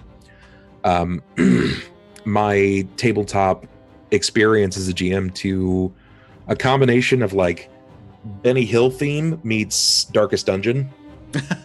And if you can weave those together, that's sort of what my Pathfinder and D&D experience is like. But as of this last like year and a half to 2 years, I've been broadening the scale. I started this Pokemon tabletop, and I started. Oh, you're doing a Pokemon tabletop?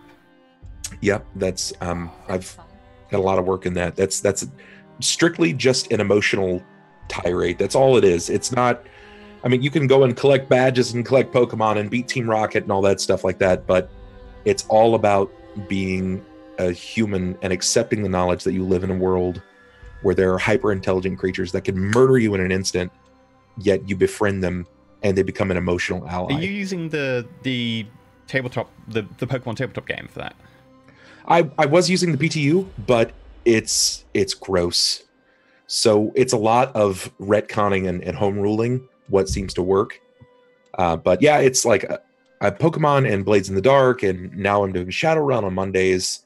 I'm World of Darkness here, and VTM in the future. I'm broadening my scope, and I'm starting to write my own rule system called Vagrants. It's it's really kind of it's a cornucopia of ideas, and I want to absorb as much as I can. But considering this is the longest I've got to play, I don't know. I have to give you a muddy answer of Revisit that at the end of Vampire. Yeah, I like GMing more than I like playing, because this is the longest that I've had a chance to play. But I've absolutely adored this, and I wouldn't trade it. I would like to copy that exact answer. Like, normally, nearly always, I prefer GMing, but this was just so amazing. Like, there are some times where I'm like a player, I'm like, this was so perfect as a player. I am perfectly like, yeah, I will give up my GMing like thing. Yes. Also, slight segue. The one thing I really like about the Pokemon tabletop role-playing game is that as a trainer, you fight with your Pokemon, and you can fight the other trainer. So you can be like, right, I could attack their Charmander, but come over here, mate. Whoa, poof, and you just start punching them until they're unconscious. Like, there we go. I beat them. Now I'm going to go through their pockets and take their money. Yeah, that's definitely a thing.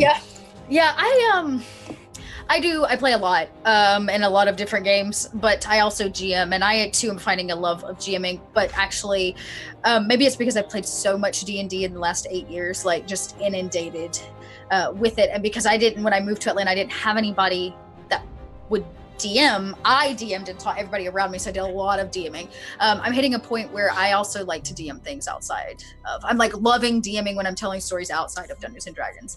Playing in D&D just comes like second nature, so it's like easy, you know. And now I know the information so well because I play so much of it that I can like do a lot of multi-classing and create interesting like one-off characters and those kinds of things. But I'm finding that if, you know, as a player, one-offs are kind of difficult, and I would prefer to be in like a nice campaign, 4+ games, you know. And this, I agree with all of you, it's been like the cherry on the ice cream. It's been I don't know if this has come across, but like, or if we've said it enough, but this group is very special in how very quickly all 5 of us clicked instantly as DMs and players. You don't find that. I have been told that I am very special. Yes, you're very special. He does have a helmet. But yeah, this group is there's a chemistry here that cannot be denied. Yeah, that is shout out to Maggie for scouting me and thinking that I was worthwhile. Same. Thanks, Maggie. Little casting genius out there. This cast kind of got thrown together last minute, actually, a lot of it, because of like the original cast that was supposed to play. There was timing conflicts and stuff, I think, that just like for whatever reason they all couldn't make it. So there's like last minute additions, and like, again, it's one of those like, this felt like it was just so surprising that the 4 of us or the 5 of us all just was like, it makes sense. Day one, we're good. It's crazy. Even the trial run we did before, which I felt was sloppy on my part. I was like, oh, that was not that good of a trial run, but everybody just worked well with each other. Oh, those of you don't know, by the way, the trial run ended with Ida jumping off a building and going splat. Yeah, that's true. That's true. Ida made a brave. Ida made a bold decision. I'm pretty sure after that game, a lot of you were like, "Dear God." Yeah, I was like, I just got an expiration date. We have to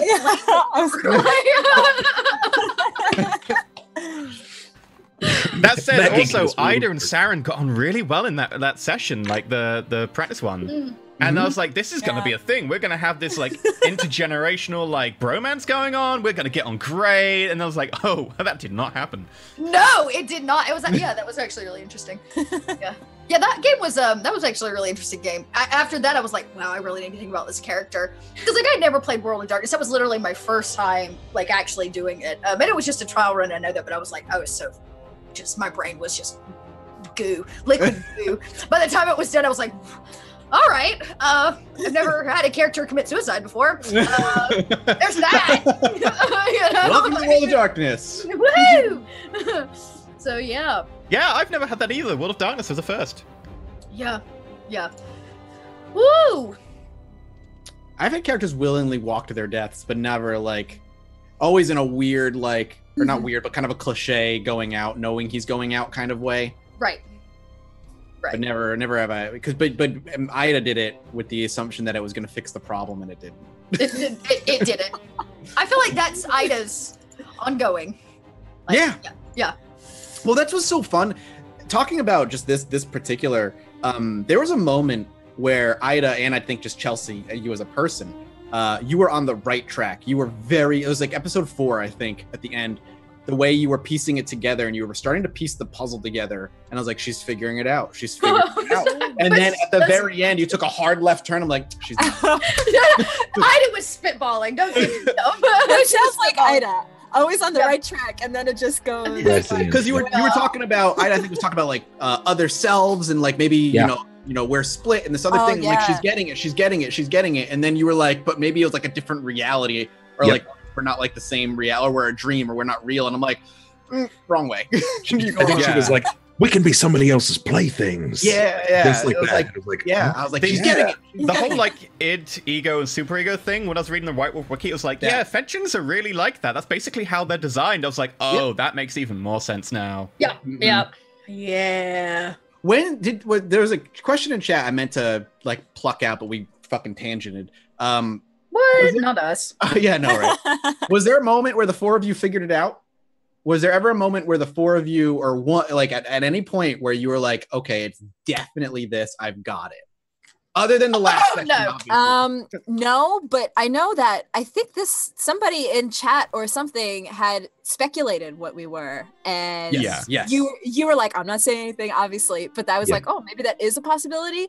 So I myself didn't figure it out, but I had read it from somewhere, and I was like, okay, maybe. It was fun to watch chat narrow it down. The session after I came back from that missing, I was like 75% certain. I was like, I feel like there's too many things happening. We're being toyed around with too much. We are someone's like plaything. So but I was never like, it was never concrete. It was just like speculation. 75%. See, I was doing the opposite because like I tend to play quite thinky and stuff, but more recently I've been playing a lot of dumb characters. And I know, Tracy, you tweeted something about like, play a dumb character, it means that you can like do other stuff. And I was like, I'm playing a dumb character right now, so I'm trying not to think too much about this, because otherwise I will incorporate it into my character. So I'm just gonna shoot the Fae. Yeah, that's what I'm gonna do, and stuff like that. I was like, I'm trying actively to not think about these things so I don't project like these into my decision. And what about Ida? Chelsea? Was there ever a point where you thought you figured it out, or you were on the right track? No, I did feel like I said, that I felt like in 4, like Chelsea was like, okay, there's something about dreams here, and this idea of like fairy tales and stories, and so I was getting the Fae vibe, but Chelsea didn't know anything about World of Darkness before coming to this campaign, so there was no way I was gonna be like, oh yes, well we're that's actually the reason I picked Changeling anyway, was because I knew that there were going to be people in the audience who loved the World of Darkness world, and I'm like, vampire, mage, and werewolves out the window. I'm like, they're too easy. People will automatically know what they are. But if I go something a little off kilter, like Changeling, or even I even dabbled with the idea of Beast beforehand. I was like, but I think that's too in the deep end. Let's go Changeling, a little off kilter. There's enough powers in Changeling that are similar to everything else, to the main 3, where the people could be wondering for a while what it is. But if I had went like mage, or if I went vampire, it would have been so easy to figure out. So instantly. Yeah, going in, I was like, I'm pretty sure this is not going to be anything to do with vampires, and probably not anything to do with werewolves, because A, they're way too popular in pop culture, and B, they're just way too popular in like World of Darkness stuff. I was like, pretty sure it's not going to be those. What happened with Fetchling Matthew? Matthew's Fetchling is still out there. Matthew's hunting it down right now. That was the last he spoke to the party, was like, I will return to you after I'm done taking care of what I need to do. Maybe that's too the late, epilogue. Matthew. I think he actually said, I'll deal with you when I'm done. I'll deal with you, He was very mad at us. He was really mad at us. I felt kind of guilty about leaving you outside with that revelation of, oh, wait, you let his girlfriend die. Let's go! I felt really guilty after that, especially when Darian came down and like was pissed at us. I was like, oh, now I feel really bad. Yeah, that was a good scene. Yeah, that was good.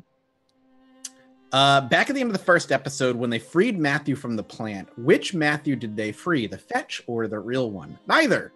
They didn't free any of them. That was Matthew calling for help. That was Matthew in like putting us into a dream. Yes, that was him kind of invading your dreams not consciously invading your dreams specifically, but it hit your 4 dreams because of the weird intermingling with Madison. And him working his way through your dreams and trying to get your attention, so making you face your fears, fill the bucket. That was his way of being like, I'm calling for help. But he was just a desperate call for help. He wasn't reaching out to anybody in particular. But then the whole deal thing with the pens and the fact that it was the true Fae, it seemed there was the Fae was working through it. Yeah, the Fae knew that he was calling for help. You've been very select about your description, your imagery about a lot of things, but I feel like I have to ask about my particular dream.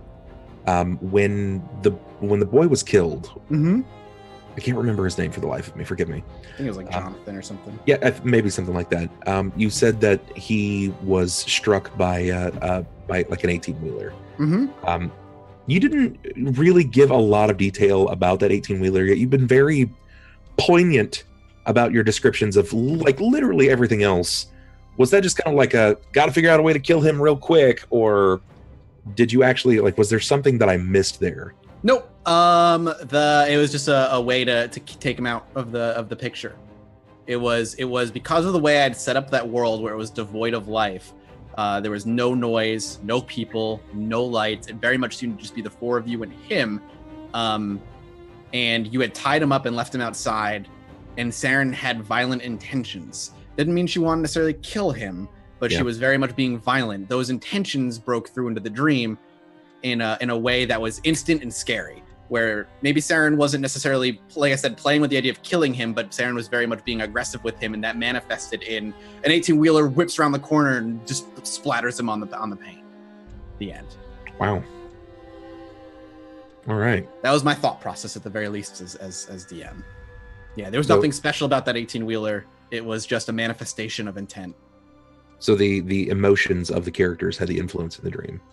That 18-wheeler was came back at the last episode. Intentions and manifestation in the Fae and the Hedge, which is why I gave you that meta warning of like, hey, if you do this, it's going to be... Yeah, but what are the chances that you'd roll like 0 successes on 10 dice? So that specifically... That was rough. Let me just say, if you had achieved 5 successes, it equally would have sped it up to the end, but in a more positive way for you. Okay. If you had failed completely, it was going to speed it up to the end in a negative way. Yeah. If you had hit anything in between, which is what my assumption was going to be, it would have prolonged. It would have been the way the session would have continued with you as playing your changelings, and it would have ended without any resolution, and we would have picked up next week. But because you hit one of the 2 extremes, I was like, all right, this is how it's going to go. If he does either or, you weirdly like RNGs. This was like, no, it's just not going to happen. Interesting. Yeah. I think it worked out though, all things considered. Oh, absolutely. For a more compelling story. Yeah. It's I don't like prolonging things for the sake of prolonging things. Sure. You know what I mean? I think every DM feels that way for the most part. Especially when it's like so RP heavy. Like if it was D&D, it's quite easy to put little speed bumps in and stuff, because D&D is much more mechanic focused. Like it's a combat game. D&D's a war game retrofitted into it as an RPG. Yeah. Because that's the start of D&D, right? Like it was a minis game. It was just a minis game that eventually got more and more and more flavor to it. It was an inception of a tabletop war game based around D6s. Yeah. So, but which Matthew was calling for help then? When? At the beginning, I think they mean. That was you through the dream? Changeling Matthew. Yeah. Changeling Matthew hadn't broken out yet. He was just breaking out. You have to keep in mind, chat, while for them, it all happened within a week or 2. Time doesn't work the same. Once you break through into Arcadia, a day could be a year could be a week, a month could be a decade. Like it doesn't, there is no logic to how things work in Arcadia, period. And that's what makes it so friggin' scary.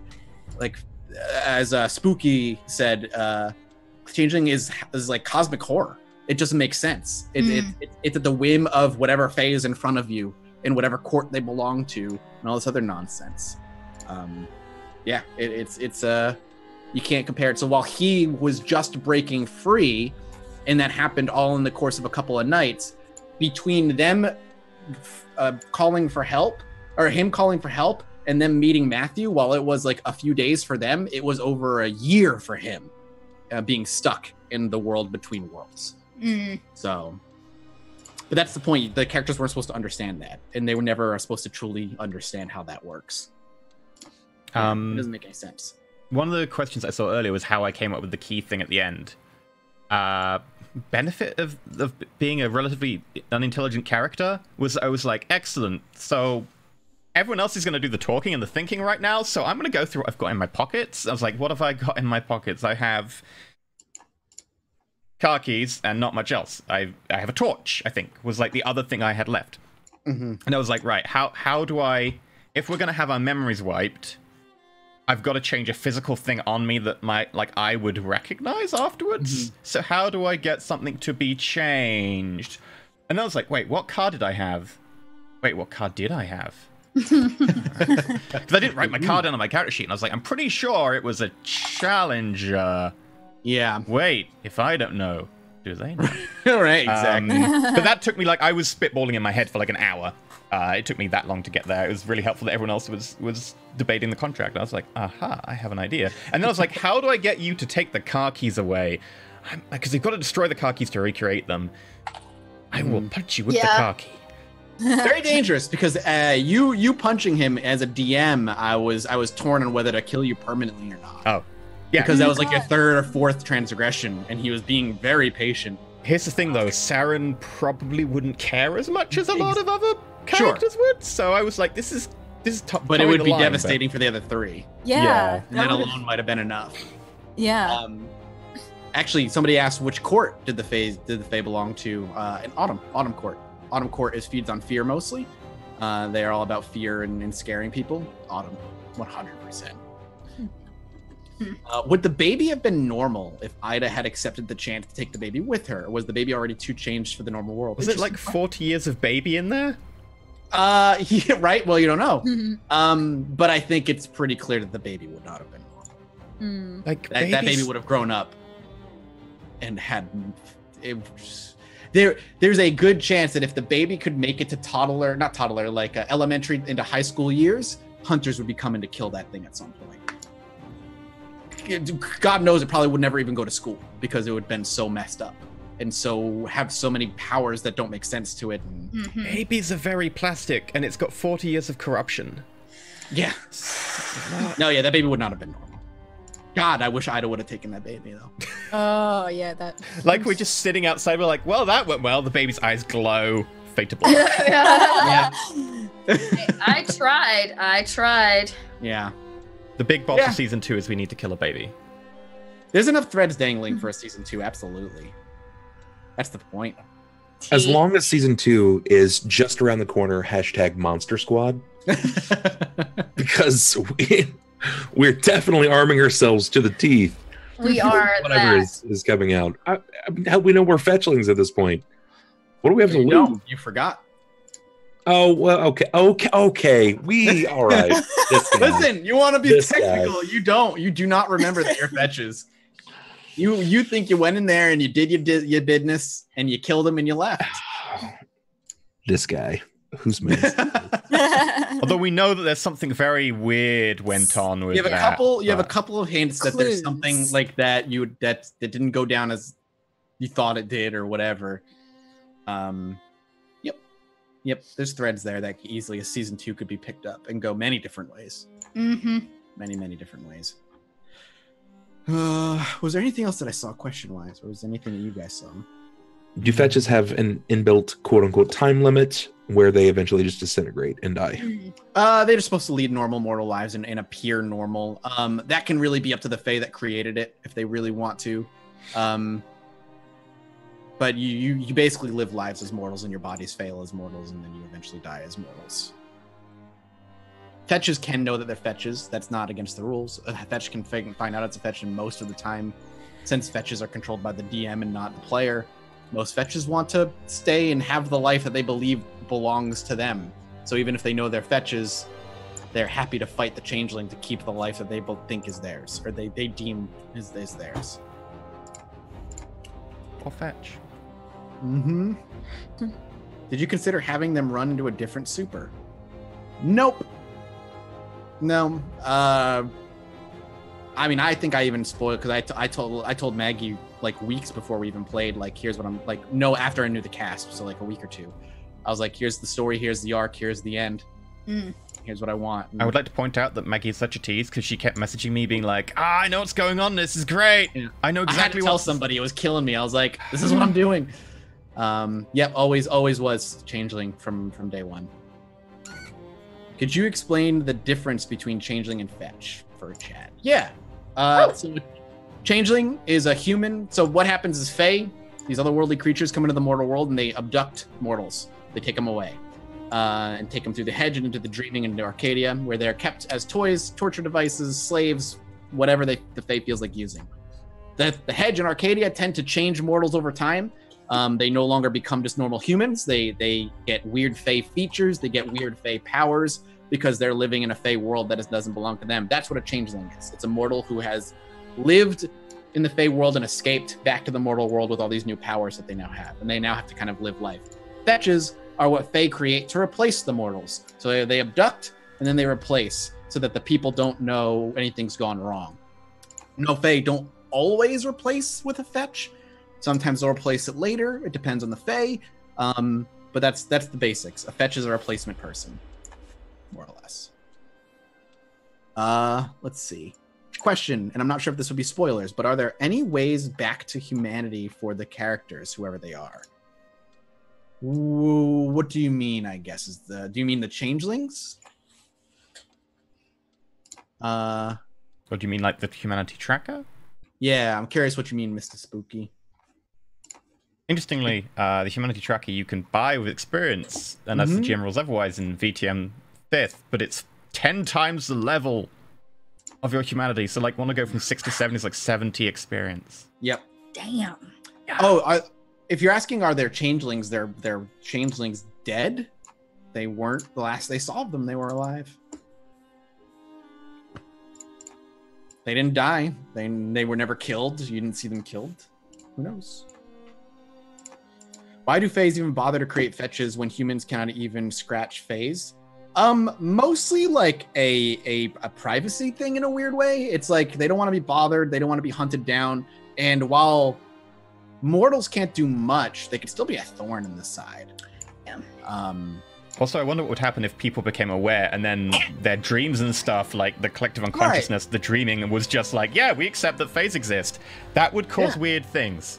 It would disrupt a lot. They wouldn't die and they wouldn't necessarily disappear or anything, but it would cause problems that they don't want to deal with. It's also possible it would make like mages much more powerful because the mages like would be able to do a lot more stuff against Faes because people would accept that as a thing. Yeah, there's like this is the thing. You you send a ripple through the ocean, the whole thing's gonna change. They don't want that. It's more just like you're kind of our food and our toys and our slaves, and you are just animals to us. Let's just leave you as such. Weird how that's mortals to pretty much every super in the world is like you're just annoying food or you're just annoying in the way. You're below us all the time. Mortals acknowledging the existence of Fae would also cause them to create weapons that would work against them. Yeah, true enough. True enough. Good stuff. Yeah, right? Okay, I think we're getting to the end of the questions. Yeah, I don't see anything else that I wanted to we haven't. Since we'd normally be going to a break or something, I think this is probably a good place to call it then for the Q&A. We're going to go and do a lot of VTM prep work. Oh yeah. So hopefully you've enjoyed the Q&A. I know we ended slightly early. Thank you to Draco for supporting today's episode and making it possible to pay our cast and feed our cats. So thank you very much, Draco. We have MLP later today. It will be at the normal time, which is going to be 3 hours from now, rather than 1 hour after the end, because we're ending 2 hours early. So please bear in mind the finale of My Little Pony, Friendship is Magic, where we've just found some very interesting goings on, and it's not quite as wholesome anymore. Definitely not as wholesome. I don't want to spoil in case anyone's like gonna go catch up, but suddenly become like all levels of real. So that'll be happening in 3 hours time, 11 p.m. BST or 3 p.m. PDT, or whatever your local equivalent is. Go type it in on Google, it'll tell you. But yeah, thank you very much to everyone. Thank you very much for an amazing show. We will have an epilogue next week, which will be a thing. So check that out. Bub's sadly not going to be here, but we will have Josh Gaming FTL taking his stead, so that's going to be interesting. And of course, the week after, we have the start of VTM 5th edition. So if you can support and do the retweets and stuff, that'd be absolutely great. So we're going to be off. There probably won't be an after show because this was effectively what we normally do for an after show, like random chatting and stuff. So there won't be an after show for this, but thank you very much, and may the dice roll over in your favor.